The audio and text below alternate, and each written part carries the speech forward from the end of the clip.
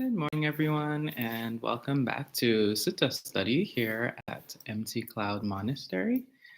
So we have Bhante Suddhaso, who will be sharing Sutta with us this morning from the Anguttara Nikaya. So you can click the link in the live chat if you'd like to follow along during today's talk. And if you have questions at any time, feel free to type them in, and I will read them for Bhante Suddhaso at the end. So good morning so far to Gita, Kao's our friend, Jens, Sarah, and Elaine. And Jens, we received your package, so sadhu anumodana. It's very kind. And good morning as well to other friends who are watching behind the scenes. And at this time, I'll pass things over to Bhante for this morning's sutta.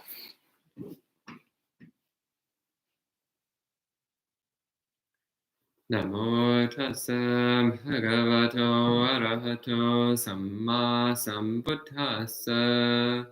Namo tassa bhagavato arahato samma sambuddhassa. Namo tassa bhagavato arahato samma sambuddhassa. Buddhang dhammang sanghang namasami. Good morning, friends. This morning we'll be looking at a short sutta from the Anguttara Nikaya. This is Anguttara Nikaya, Book of the Twos, Sutta number 39, the Buddha Bhumi Sutta, which is translated here as Elders. So the title, Buddha, means elder, old, and Bhumi literally means ground. But it also has the implication of a stage that one has reached. So Buddha Bhumi, you could say, is when one has reached the stage of being an elder. So that's what this sutta is about. So as usual, I'll read through the discourse and give some explanations, and at the end we'll have time for questions. It's a pretty short sutta, so we might get through this pretty quickly. The sutta begins. On one occasion, Venerable Mahakachana was living at Madura in Gunda Grove. Then the Brahmin Kandarayana approached Venerable Mahakachana and conversed with him. When the appropriate polite conversation was finished, he sat to one side and said to Venerable Mahakachana, Sir Kachana, I have heard that the contemplative Kachana does not pay respects to, rise up for, or offer seats to Brahmins who are old, elderly, mature, coming to the end of their time, near the end of their life. This is true, Sir Kachana. Sir Kachana does not pay respects to, rise up for, or offer seats to Brahmins who are old, elderly, mature, coming to the end of their time, near the end of their life. Sir Kachana, this is not proper. So this is the opening of this discourse. So first off, note that this discourse is not directly involving the Buddha, but rather it's involving Venerable Mahakachana, who was one of the Buddha's chief disciples.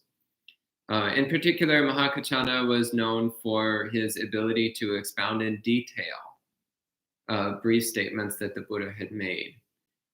So Venerable Mahakachana is one of the monks who we occasionally see giving discourses, giving teachings in the suttas. Also, of course, most suttas are by the Buddha. After the Buddha, the most common ones are by Sariputta, Venerable Sariputta. And after that, there's a handful of other bhikkhus and bhikkhunis who have delivered a few suttas. So Venerable Mahakachana is one who the Buddha actually specifically singled out as being exceptionally wise and capable of conveying the Dhamma accurately and precisely. And on this particular occasion, an elderly Brahmin comes to visit Venerable Mahakachana and criticizes him. And this criticism that we see here is one which occurs a number of places in the suttas, so also leveled at the Buddha himself on a few occasions. And it was based upon the ongoing conflict between the new emerging spiritual tradition of Buddhism and the already established Brahmanical spiritual tradition, which was the predecessor of what we later came to know as Hinduism. So in the Brahmanical tradition, there was, first off, the belief that anyone who was born in a Brahmin family was automatically holy, automatically worthy of respect, worthy of veneration.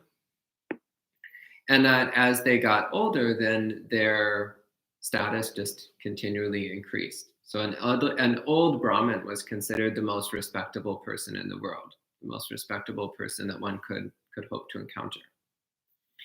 The Buddha gave quite a different perspective, though. So the Buddha is quite clear throughout the suttas that one's respectability and one's holiness have absolutely nothing to do with who your parents are. Absolutely nothing to do with what family you're born into. Absolutely nothing to do with your genetics. So nothing to do with your race, with your gender, with your nationality, with your ethnicity. These things are totally irrelevant, the Buddha says. And similarly, your physical age is not relevant either, which is what this sutta in particular zeroes in on, the irrelevance of one's physical age. So this particular Brahmin, again, he's probably grumpy because he came to see Mahakachana and was expecting Mahakachana to bow to him just because he was an old Brahmin. And of course, Venerable Mahakachana, being a good Buddhist monk, doesn't bow to anyone except other Buddhist monks. So he wasn't going to bow to any Brahmin, no matter how old and venerable they think they are. So that was already out of the question, regardless of the person's age.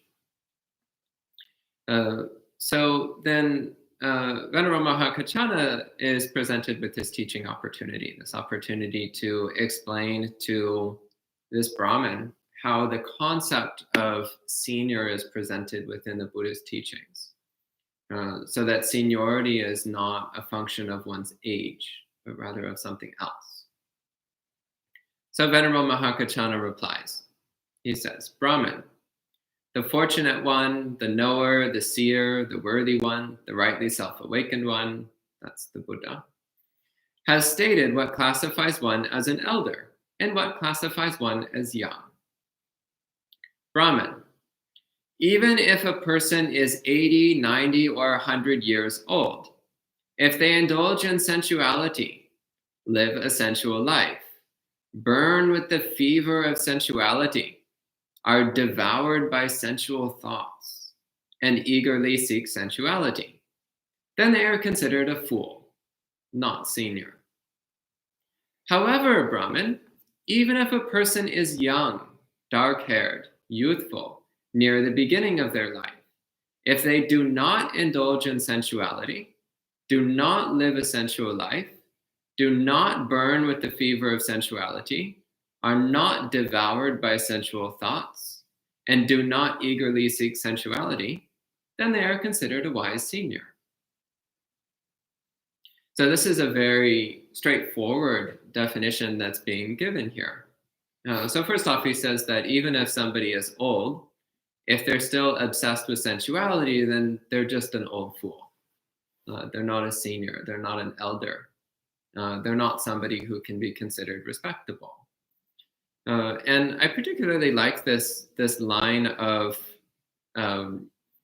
ways that Mahakachana is describing the sensualist. It says, first off, they indulge in sensuality. So one is unnecessarily engaging in sensual activities. One lives a sensual life. So one's life is built around the pursuit of sensuality. One is constantly thinking in terms of how to get pleasurable sensual experiences. Burns with the fever of sensuality. This I find particularly evocative. So we talk, for example, in English, we say burning with passion. So when it feels like your mind is on fire. So what does it feel like when you're on fire? If somebody comes up and douses you in gasoline and lights a match, does that feel good? Does that feel pleasant? You'll be warm. There's no denying you'll be warm, but you won't necessarily be having a good time. There's a sense of severe agitation and disturbance in the mind. So when the mind is burning with the fever of sensuality, that's not a pleasant experience. There's a sense of urgency and disturbance in the mind, a sense of extreme discomfort in the mind. And we can see this for ourselves. Anytime we're filled with a strong craving, a strong desire for anything, turn attention to what that craving itself feels like. Usually we're so fixated on the presumed pleasantness of whatever we want. Like maybe right now you're thinking about lemon crumb muffins. And you're thinking, oh yes, lemon muffins, crumb muffins, so delightful.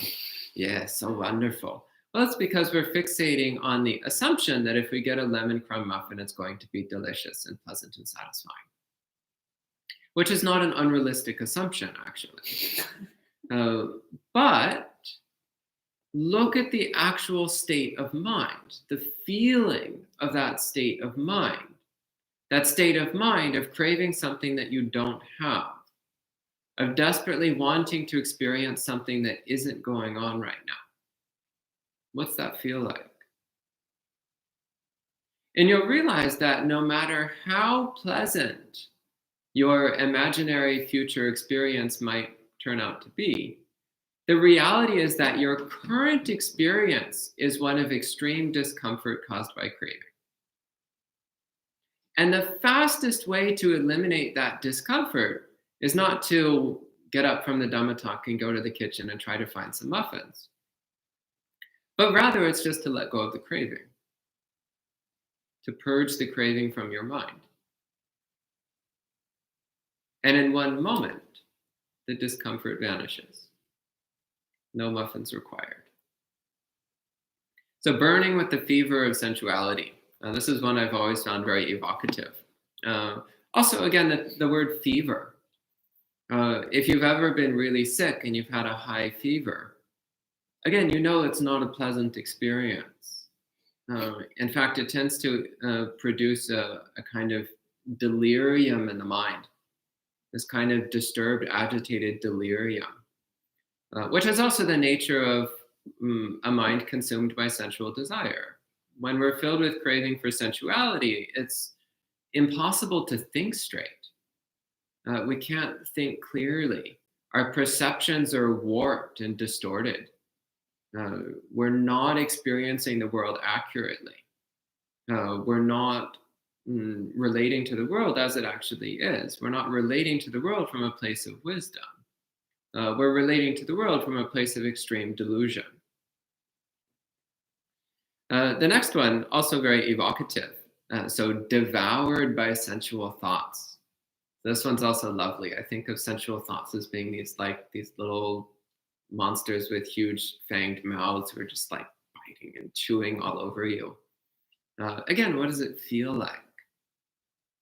It feels like all these sensual thoughts are attacking us, chewing away our serenity, devouring our clarity of mind, devouring our peace of mind, devouring our wisdom, devouring our samadhi, devouring our mindfulness, devouring our self-restraint.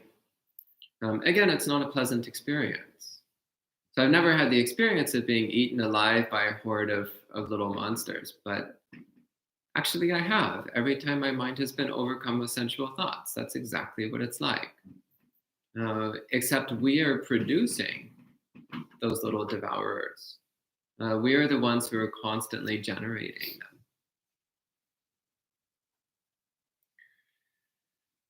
And of course, eagerly seeking sensuality. So what kind of an idiot would actively seek out so much discomfort and displeasure? Just a fool, that's all. No matter how old they are, you don't call them a senior, you just call them a fool. Don't call them an elder, they're not respectable. They're just a fool who's intent upon hurting themselves from the delusion that they're making themselves happy. when the reality is actually the exact opposite, that they're constantly making themselves unhappy. And there's also the implication here that this is what Mahakachana is seeing in the Brahmin that's come to visit him. So often a discourse that's given to a particular person is targeting that person's particular defilements or their particular problems. So why does he fixate on sensual desire rather than any other particular defilement? Well, I mean, sensual desire is what you might call low-hanging fruit. It's usually one of the first things that we start to target when we get into Buddhist practice because it's so obvious and it's so prevalent. And in modern culture, it's not only tolerated but praised. It's encouraged. So sensual desire is encouraged. It keeps the capitalist money machine running at top speed. So sensual desire is expected of us, praised, valued by the fools that populate this world. But the Buddha has a different perspective. The Buddha's perspective is, how can we produce unconditional happiness? How can we get in touch with an unshakable serenity of mind? An unconditional serenity of mind. How can we get in touch with that? And that necessitates abandoning sensual desire and cultivating contentment in its place. And then Venerable Mahakachana gives the flip side. He says, even if somebody is very young, if they've made a sincere effort to overcome their sensual desires, to cultivate self-restraint, renunciation, contentment, tranquility, if they're not constantly seeking out sensual experiences, not living a life centered around sensuality, not burning and devoured by sensual thoughts, then even if that person's very young, we can still call them a wise elder, a wise senior. So here the Buddha is targeting ageism, but specifically he's targeting the tendency to unnecessarily discriminate against young people. And there's a number of other suttas where the Buddha does this as well. So one of my favorites, it's another very short sutta, I think it's in the Anguttara Nikaya as well. The Buddha says, there are 3 things you should never underestimate just because they're young. What 3? A young aristocrat, Katiya. You might also translate it as a young warrior, a young aristocrat, a young warrior. Second one, a young viper. So poisonous snakes are often more dangerous when they're young than when they're old. And the third one is a young monk. He said you should never underestimate 3 kinds of beings just because they're young. A young aristocrat, a young viper, and a young monk. So again, the Buddha is targeting ageism there, the tendency to discriminate against young people. So the sutta continues. When this was said, the Brahmin Kandarayana rose from his seat, arranged his robe over one shoulder, bowed down with his head at the feet of the young monks, and said, the venerables are elders. They are classified as elders, but we are young. We are classified as young. So the message clearly got through to this Brahmin. So you'll note that at the beginning of the sutta, when he showed up, he did not bow. He did not show any respect. He just greeted the monks and then immediately launched into his criticisms and condemnations. But after the short discourse was given, then he bowed down to them and expressed his respect for them. And it ends with him saying, magnificent Sarkachana, magnificent Sarkachana. Sarkachana, just like one might set upright what was upside down, or reveal what was hidden, or explain the path to one who is confused, or bring an oil lamp into darkness so those with eyes can see. In the same way, the Dhamma has been revealed in many ways by Sarkachana.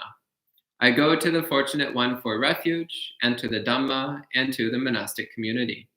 May Sir Kachana remember me as a lay devotee who today has taken refuge for the rest of my life. So it ends with the Brahmin Kandarayana becoming Buddhist.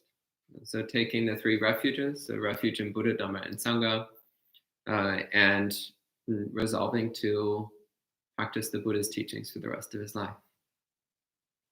So that's the end of this sutta. Again, a very short sutta with a very targeted message. So at this time, if you have any questions or comments, please go ahead and I'll answer as best I can. Thank you.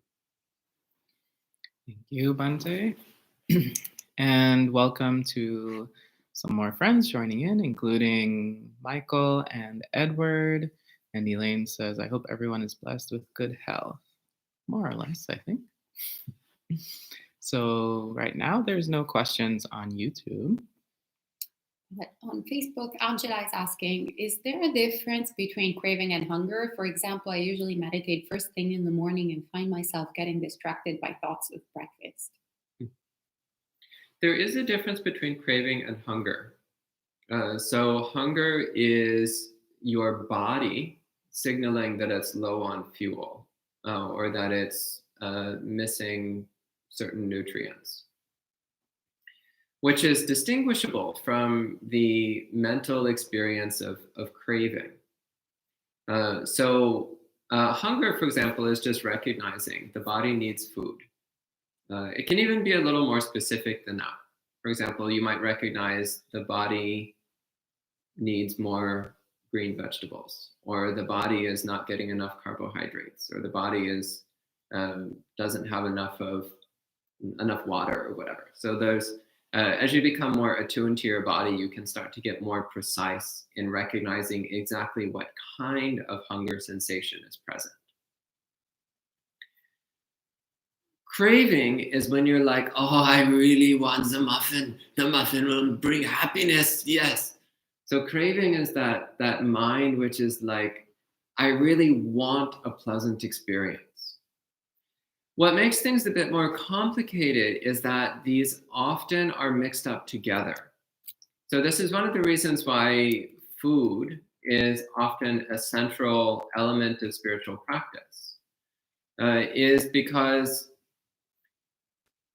in understanding the desire for food, we have to learn how to piece apart these different aspects of it. So the purely mental experience of craving, which is unwholesome, which makes us unhappy, versus the neutral physical sensation of hunger, which is actually useful information, which we need to learn to be aware of, but to be aware of it with equanimity and without reactivity. So when the body is hungry, just to know the body is hungry, but not to be upset or disturbed on account of that experience of hunger. For example, I knew one person who absolutely could not tolerate the experience of hunger.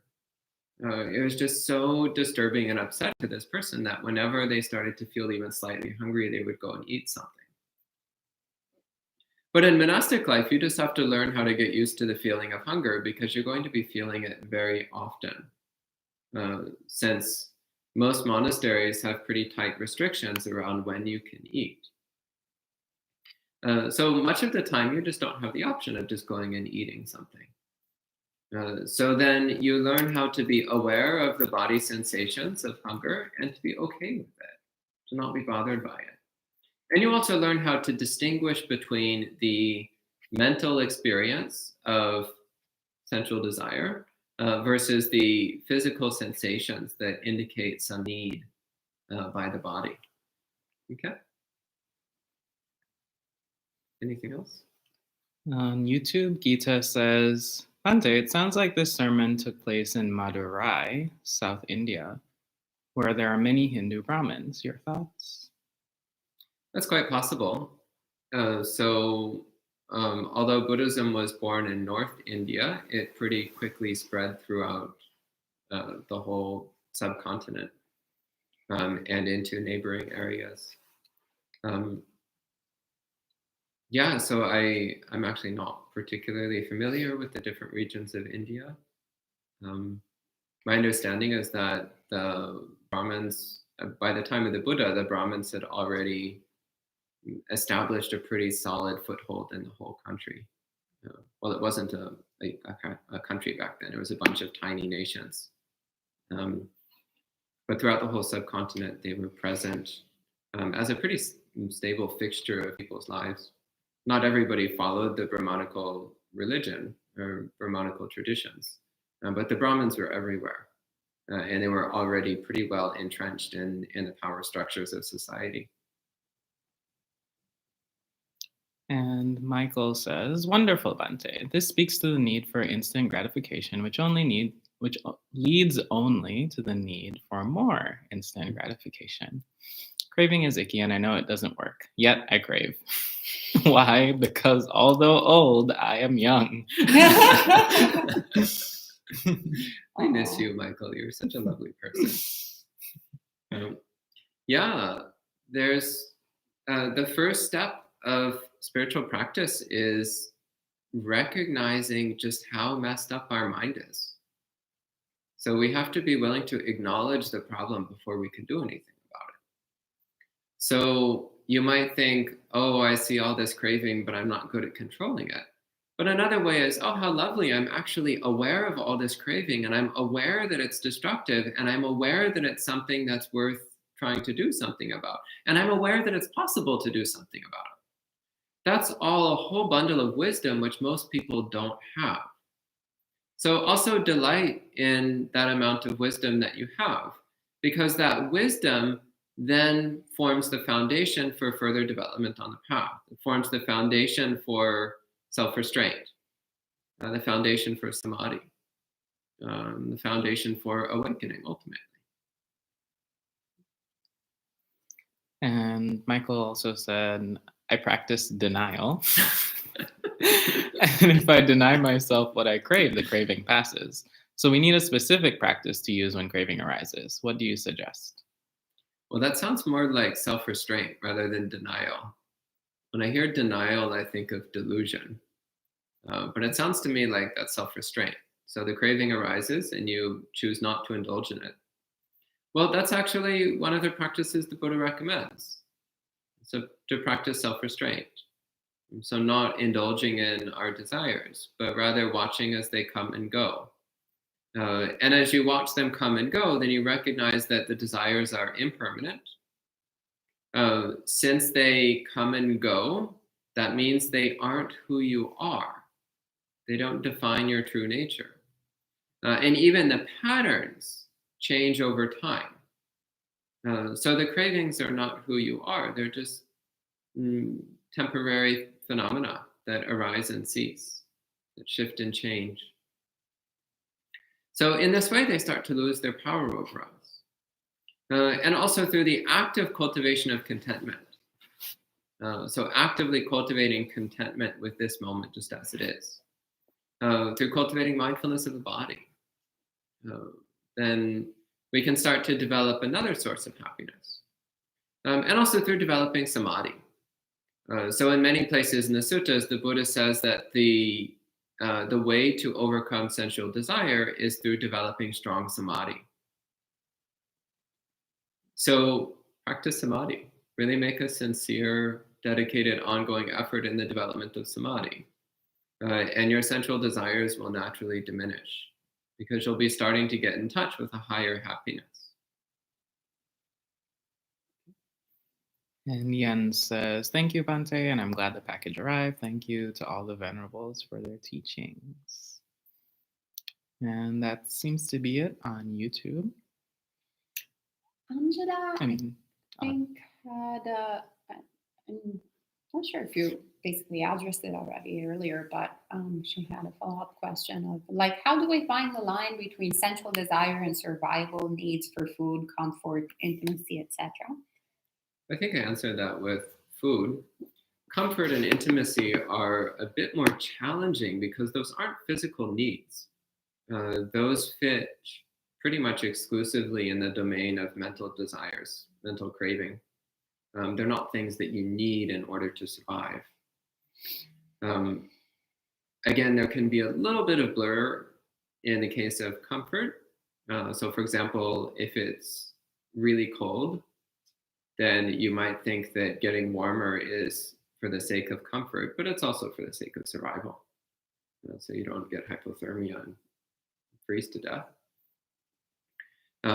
But for the most part, when people are talking about comfort, they're just talking about seeking out pleasant sensations. And that doesn't have anything to do with survival. It just has to do with craving. So that's something which needs to be understood and let go of. Also with intimacy. It's like, well, what do you mean by intimacy? To be honest, the person you need to learn how to be intimate with is yourself. To be fully aware of yourself, to be fully comfortable with yourself, fully accepting of yourself, so to really deeply, clearly understand everything that's going on in your mind, on both the conscious and the subconscious levels. That's the kind of intimacy that leads towards true happiness and peace. It's the kind of intimacy that leads towards awakening. And naturally, when you're living together in community with other spiritual practitioners, then naturally you also develop a similar level of intimacy with each other. And you can then, based on that intimacy, see how to support each other's spiritual practice. But this may not be what you meant when you said intimacy. Often when people use the word intimacy, they're just talking about sexual relationships, which has no place whatsoever in the pursuit of enlightenment. It's something which, and then in the early stages of practice, if you want to keep doing those sorts of things, I guess that's okay for a while. But it's something that eventually needs to be transcended. Eventually we need to let go of it.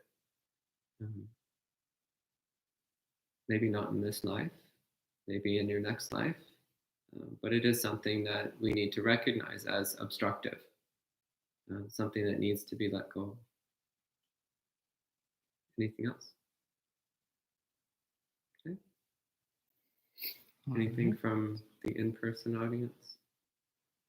No. So thank you everyone for joining us this morning.